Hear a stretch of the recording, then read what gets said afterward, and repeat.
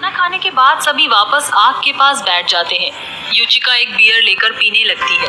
कमल भी अपनी बियर ढूंढने लगता है। यार बियर खत्म हो गई है। कमल ने कहा।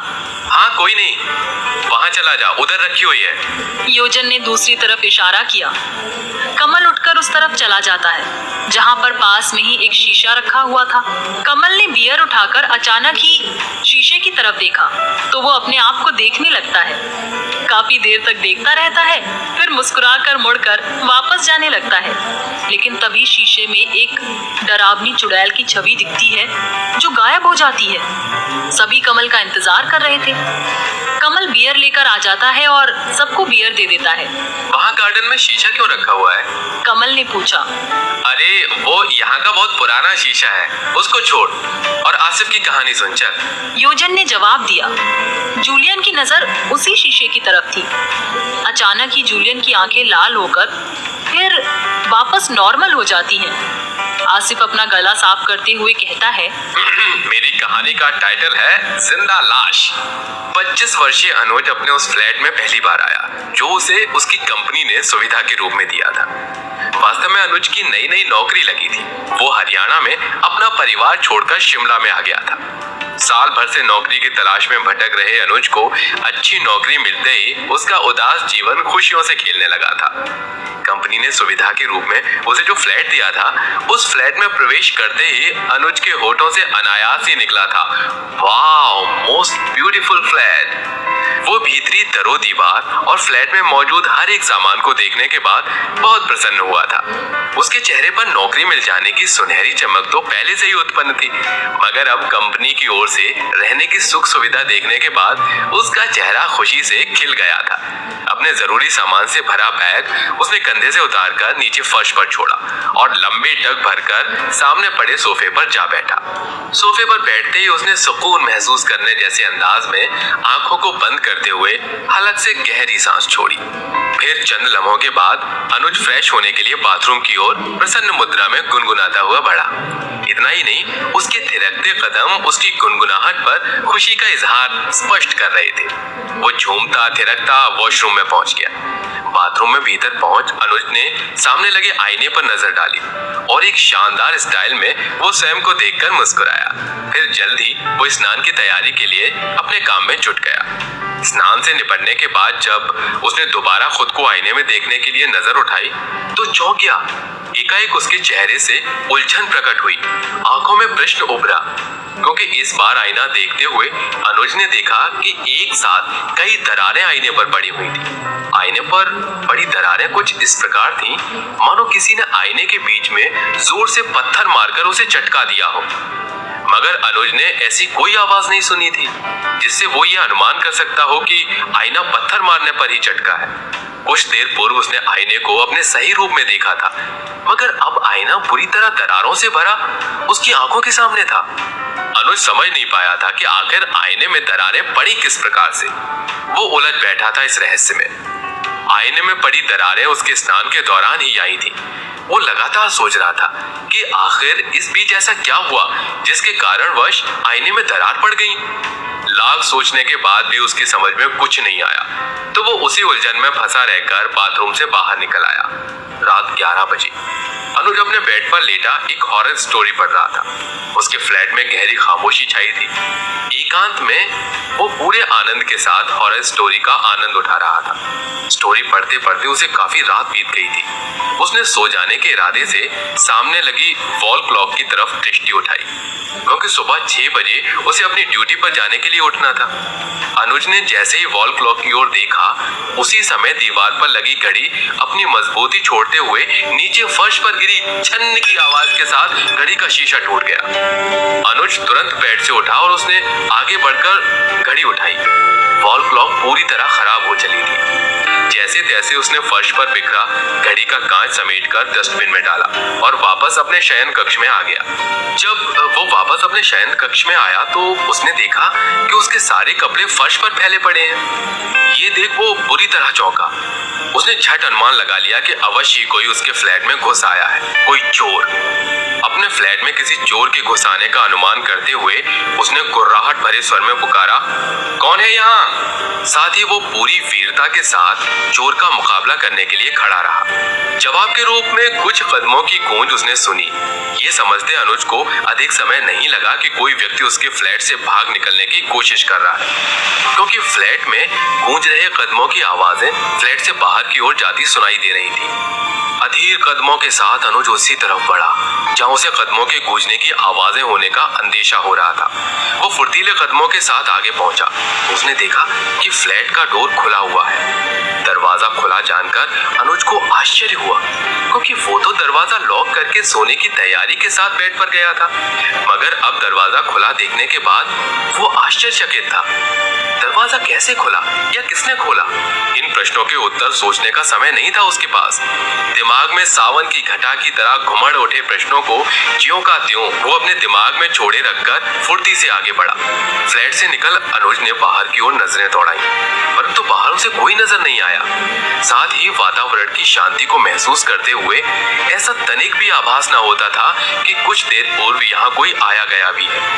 हर तरफ गहरी खामोशी पैर पसारे सोती महसूस हो रही थी। अनुज उलझन भरे भाव चेहरे से व्यक्त करता वापस अपने फ्लैट में चला आया, मगर फ्लैट का दरवाजा खुला जानने के बाद उसके मन में कौंध उठे प्रश्न बराबर जोर मार रहे थे। वो अभी तक थमे नहीं थे, तूफानी रफ्तार के साथ अपनी रवानगी में आकर बार बार अनुज को चिंतित कर रहे थे। धीमे धीमे कदमों के साथ अपने बेडरूम की ओर बढ़ रहे अनुज ने मन ही मन कहा, कहीं ऐसा तो नहीं कि दरवाजा मुझ ही से खुला रह गया हो।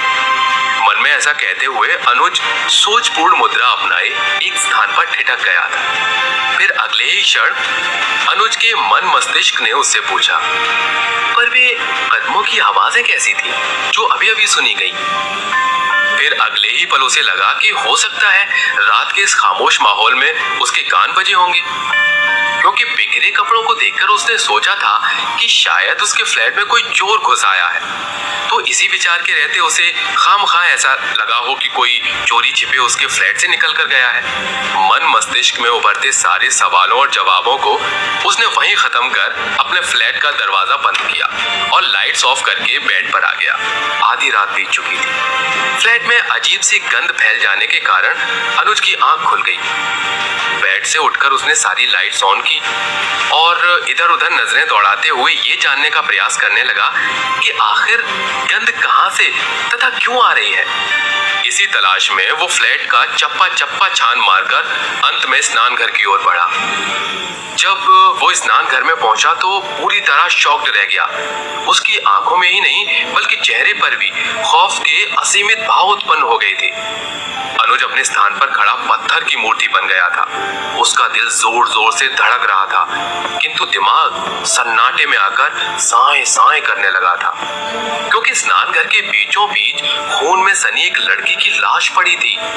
लाश का जिस्म सही सलामत था, मगर उसका चेहरा खून से पूरी तरह सना हुआ था।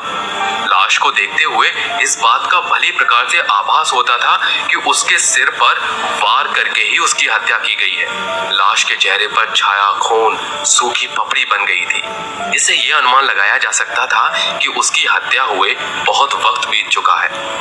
लाश को अपने बाथरूम में देखते हुए भयभीत अनुज की समझ में तनिक भी नहीं आया कि ये लाश किस प्रकार उसके स्नान घर में आ गई। अनुज का तो जैसे पूरा दिमाग ही खराब हो चला था। उसकी समझ में कुछ भी नहीं आ रहा था। कुछ देर के बाद मानो वो गहरी गफलत से जागा तो उसे ख्याल आया कि वो फौरन इस घटना के बारे में पुलिस को बताए। मन में ये विचार आते ही वो वापस अपने शयन कक्ष में पलट गया। बेड पर रखा उसने अपना मोबाइल उठाया और झट पुलिस स्टेशन का नंबर मिलाना शुरू किया। इससे पहले कि वो पूरा नंबर डायल कर पाता, किसी ने मधुर स्वर में उसे पुकारा। इस मधुर स्वर को सुनते ही वो तत्काल पीछे पलट गया। पलटकर उसने देखा कि उसकी आंखों के सामने वही लड़की खड़ी है जिसे एक लाश के रूप में देखते हुए वो अपने बाथरूम में छोड़कर आया था। लड़की अपने उसी रूप में थी जिसमें जिसमें अनुज ने उसे बाथरूम में देखा था। उसे देखकर अनुज बुरी तरह डर गया। सब कुछ भूलकर उसने लड़की से भयभीत स्वर में पूछा, कौन हो तुम? वो युवती चेहरे से बड़े ही खौफनाक भाव व्यक्त करते हुए बोली, मैं एक लाश हूँ, वही लाश जिसे अभी कुछ देर पहले तुमने अपने बाथरूम में देखा था। वो तो मैं भी जानता हूँ, अनुज कंपित स्वर में बोला, मगर तुम जिंदा कैसे हो गई? तुम्हें लाश बनाने के लिए। युवती का स्वर आतंकित था। अनुज को अब ये समझने में वक्त न लगा कि उसके सामने खड़ी जिंदा लाश वास्तव में भूत है। अनुज संभल कर बोला, मगर तुम मुझे क्यों लाश बनाना चाहती हो? आखिर मेरा कसूर क्या है? तुम्हारा कसूर सिर्फ इतना ही है कि तुम इस फ्लैट में आकर ठहरे हो। मैंने तुम्हें इस फ्लैट से निकल जाने के लिए कई इशारे दिए। पहले तुम्हारे स्नान घर के आईने में दरारें डाली, फिर तुम्हारी वॉल क्लॉक तोड़ दी, फिर उसके बाद तुम्हारा कपड़ों से भरा बैग खाली कर तुम्हारे कपड़े निकालकर फेंक दिए, फिर तुम्हारे फ्लैट का दरवाजा खोल दिया ताकि तुम पेश आई इन छोटी छोटी घटनाओं से डरकर भाग जाओ। मगर तुम बहुत निडर निकले, इसलिए अब मैं तुम्हें किसी भी कीमत पर जिंदा नहीं छोड़ सकती। मगर तुम मुझे इस फ्लैट से क्यों भगाना चाहती हो? क्योंकि इसी फ्लैट में 2 आदमियों ने मिलकर मुझे मार डाला था। उसी दिन से मैं इस फ्लैट में रहती हूँ। पर ऐसा तुम्हारे साथ क्यों हुआ? उन दोनों आदमियों ने तुम्हारा मर्डर क्यों किया? अनुज ने पूछा। क्योंकि वो दोनों मुझे उठा लाए थे। इस फ्लैट में लाकर उन्होंने मेरा बलात्कार किया था, फिर उसके बाद मेरा कत्ल कर दिया था। तब से उनकी प्रतीक्षा में मैं यहाँ रहती हूँ। एक दिन वो दोनों यहाँ जरूर आएंगे और मैं उन्हें अपने हाथों से खत्म कर दूंगी।